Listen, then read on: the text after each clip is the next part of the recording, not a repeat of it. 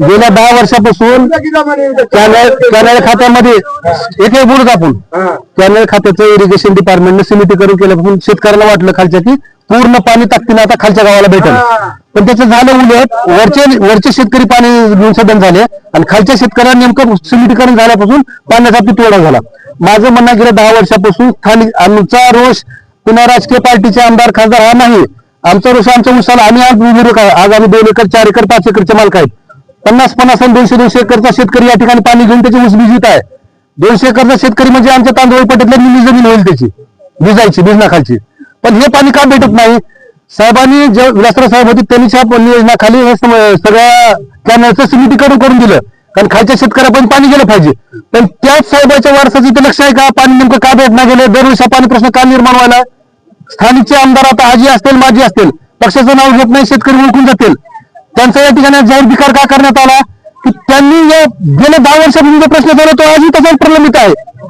मग माझं राजकारण करणं किंवा हा उद्देश नाही, तर शेतकऱ्याच्या पाण्याला जर उसाला पाणी जर भेटलं, शेतीला जमिनीला पाणी जर भेटलं, हा शेतकरी रस्त्यावर येत नसतो. त्याला त्याच्या कामातून कोणी लग्नाला बोललं तर त्याची याची तयारी नाही, एवढा स्वतःच्या शेतामध्ये बिझी आहे, स्वतःच्या कामात व्यस्त आहे. पण हे नाही काय नेमकं आज जेव्हा त्याचा हा ऊस वाळायला ऊसाची जेव्हा पाचट होली तेव्हा आणि गेले 10 वर्षांनी हाच प्रश्न कंटिन्यू आहे. सत्ताधारी पक्ष असेल किंवा विरोधी पक्षातला पक्ष, माझे आमदार विरोधी पक्षातले असतील सत्तेमधले आमदार आहेत, त्या आमदारचं लक्ष नाही का? त्यांचं स्वतःचं 200-200 एकर ऊस भिजत आहे, 300-300 एकर ऊस भिजत आहे. आजी माझे आमदारचे स्वतःचे कारखाने आहेत, त्यांचा ऊस कारखाना जाऊन त्यांचं चाललंय. पण हे जी शेतकरी तर बसलाय हा कोणी रुपये बिनीत आणलेला नाही, स्वतः टाइम टेबल शेतकऱ्यांनी ठरविलाय.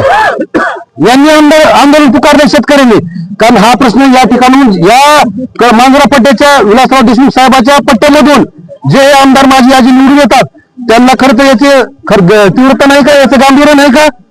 आणि हा प्रश्न जर असाच प्रलंबित राहिला, आता जर ऊस वाढला तर कारखान्यानंतर तरुणावर कोणाच्या जीवावर आहेत? लाकडं जायचे का लाकडं? माझं आव्हान आहे आमदारांना या ठिकाणी, जर हा प्रश्न आपण तीव्रतेने घेतला नाही तर येत्या विधानसभेत चालू देऊन माझी मी कोणाचा आमदारला हे शेतकरी फिरू देणार नाही, तर मतदान करण्यात लक्षात ठेवा. यांचा आमदाराचा रोष पाणी नाही भेटलं तर इथून पुढे बहिष्कार होईल आमदाराच्या इलेक्शन पुढे मतदानावर. तर त्यांनी तीव्र दखल घेतली पाहिजे. आणि आता यांच्यासोबत गुन्हा छावाई जॉईन झाला शिवसैनिक म्हणून. आता त्यामुळे मी सारखं सांगत आहे, ही शेतकऱ्याचा तोड घेऊ नका, या शेतकऱ्याचा तोड कोणी घेऊ नका.